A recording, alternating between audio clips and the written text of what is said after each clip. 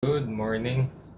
Bilang isang avid fan po ng basketball, flex ko po sa inyo yung mga collection natin ng NBA basketball jerseys. Ito pong suot natin, Indiana Pacers. Ito po ay jersey ni Reggie Miller. Gusto ko po to kasi 31 din po yung birthday ko.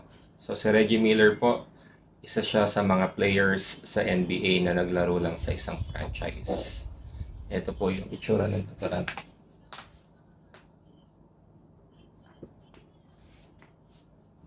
Yan, famous po si Reggie Miller sa pagiging parang kontrapelo ng New York Knicks noong mid-90s. And kamukha ni Reggie Miller yung susunod na jersey na ipapakita natin. Mula din po siya sa isang player na naglaro din sa isang NBA franchise hanggang siya ay magretiro. Siyempre, si Black Mamba. Kobe Bryant. Nag-switch na po siya ng jersey number dito. 24 na siya. Previously, number 8 po si Kobe.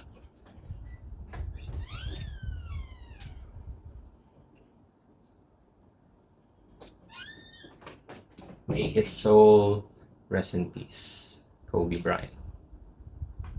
And sunod naman, naglaro din po to sa isang NBA franchise lang din. Si Dirk Nowitzki, isang player po na galing sa Germany. Ayan. Well known for his outside shooting kahit siya po ay isang big man. And he is an NBA champ.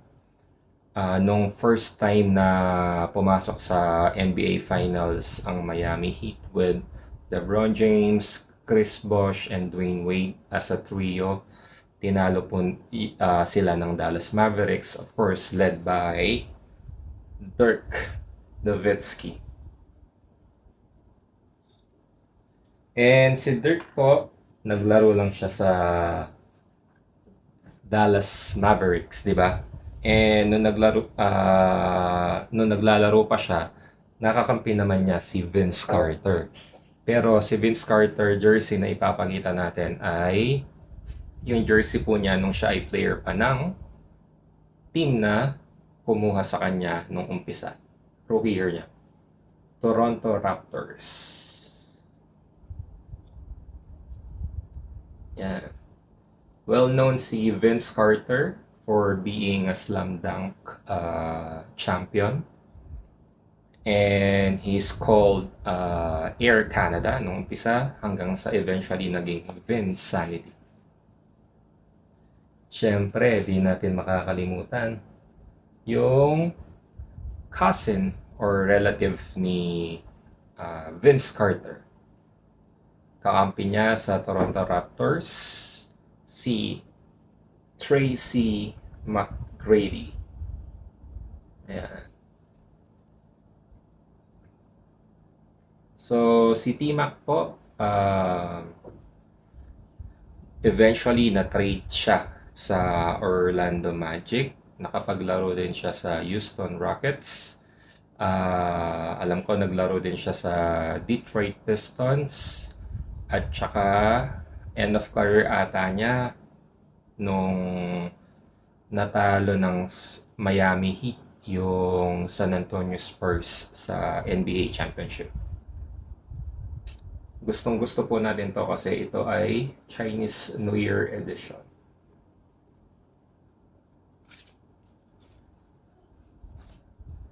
And si T-Mac, nasabi po natin na trade siya sa Orlando Magic. Nung naglalaro naman po siya sa Orlando Magic, nakakampi niya yung player na i-flex natin yung jersey niya. Pero, hindi Orlando Magic yung jersey.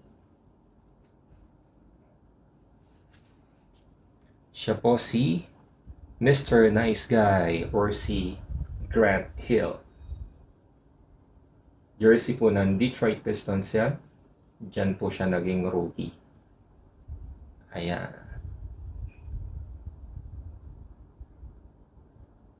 Nung naglalaro pa si Grant Hill sa Detroit Pistons, siya yung pinakagusto kong player. Pero unfortunately, naapektuhan ng mga recurring injuries yung kanyang basketball career. Parang si ano din, si Tracy McGrady.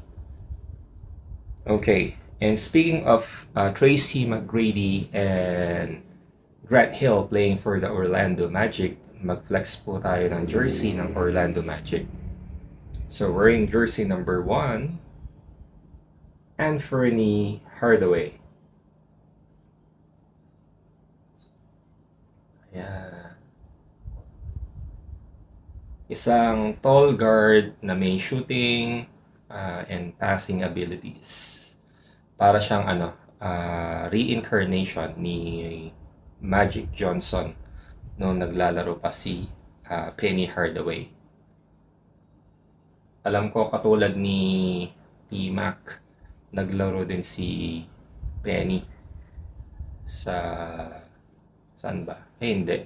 New York Knicks pala naglaro si Penny Hardaway, and Detroit Pistons nakapaglaro si Tracy McGrady. Okay.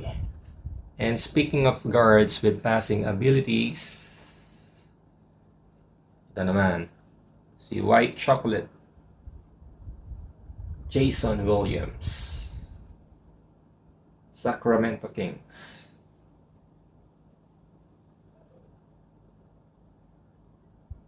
Si Jason Williams, naglaro din siya sa Orlando Magic.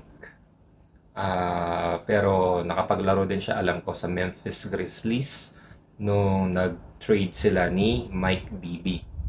Naging champion si White Chocolate nung member siya ng or player siya ng Miami Heat. Kakampi niya si Shaquille O'Neal, James Posey, si Antoine Walker, Gary Payton, and syempre favorite basketball player ko si The Flash, Dwayne Wade.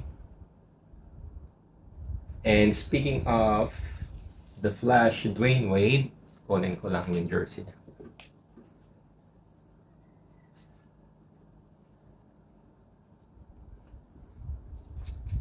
Ito po. Yan. Miami Vice edition ng Miami Heat. Si Dwayne Wade ay player dati ng Marquette University before siya na-draft sa NBA. Naging champion siya. Kamukha na sinabi ko, kakampi niya si Jason Williams or si White Chocolate at si Big Diesel, Shaquille O'Neal. Tinalo nila si Dirk Nowitzki and Jason Terry ng Dallas Mavericks. Naging champion din siya nung kakampi niya si LeBron James and Chris Bosh, the famous Heatles trio.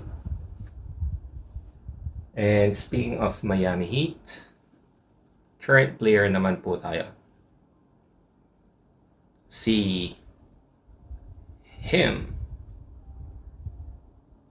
Jimmy Butler. Kung mapapansin po ninyo, meron siyang NBA Finals logo sa likod. Kasi ito po ay jersey nila last year nung kalaban nila ang Denver Nuggets. Ayan. Si Butler ay unang nakapaglaro sa Chicago Bulls. Tapos napunta siya sa Minnesota Timberwolves. Naglaro din siya sa Philadelphia 76ers. And kanina nabanggit natin si Gary Payton. Nung naglalaro pa si Gary Payton sa Seattle Supersonics, meron siyang parang katandem na big man.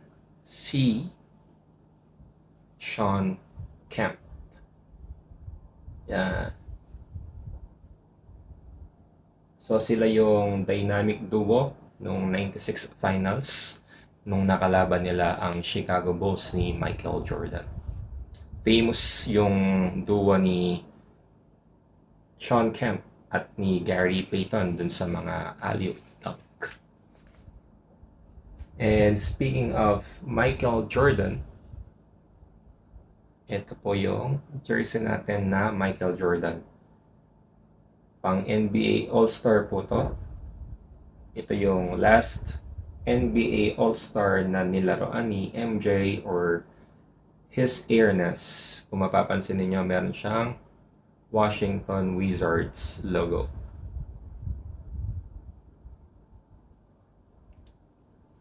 Yan. So, nung naglalaro pa si MJ, meron siyang dinakdakan or in-your-face slam dunk. At ginawa niya yung regular na ginagawa ng defensive player na to, na finger wag, nung dinakdakan siya ni MJ. Ito siya, si Dikembe Mutombo.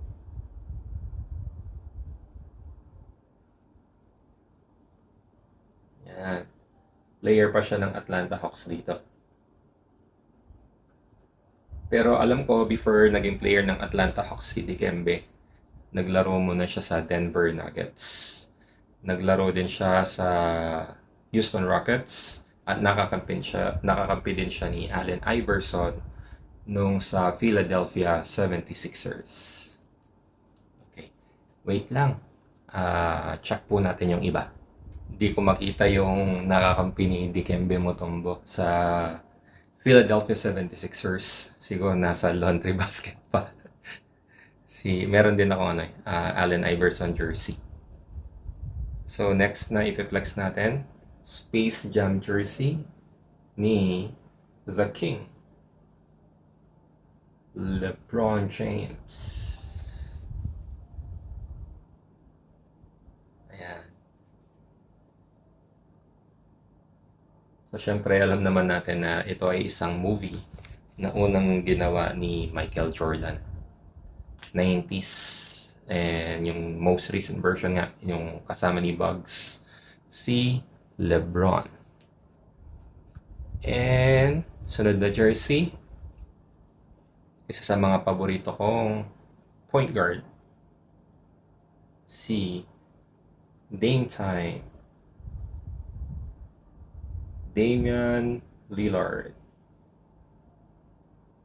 So bale player pa siya ng dito, Portland Trail Blazers, and alam naman po natin na this year na trade siya sa, syempre meron din tayo niyan, Milwaukee Bucks.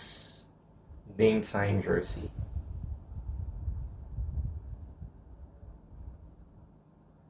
Yan.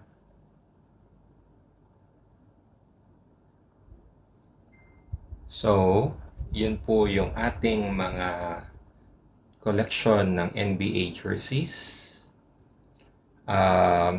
Sa mga susunod na videos, try din po nating ipakita yung mga collection naman ng misis ko.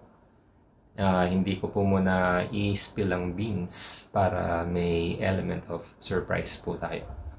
So, ongoing yung NBA Finals. Boston leads 2-0 against the Dallas Mavericks. Who do you got?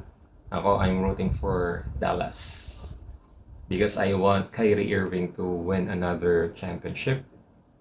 And I want Luka to win his first NBA championship.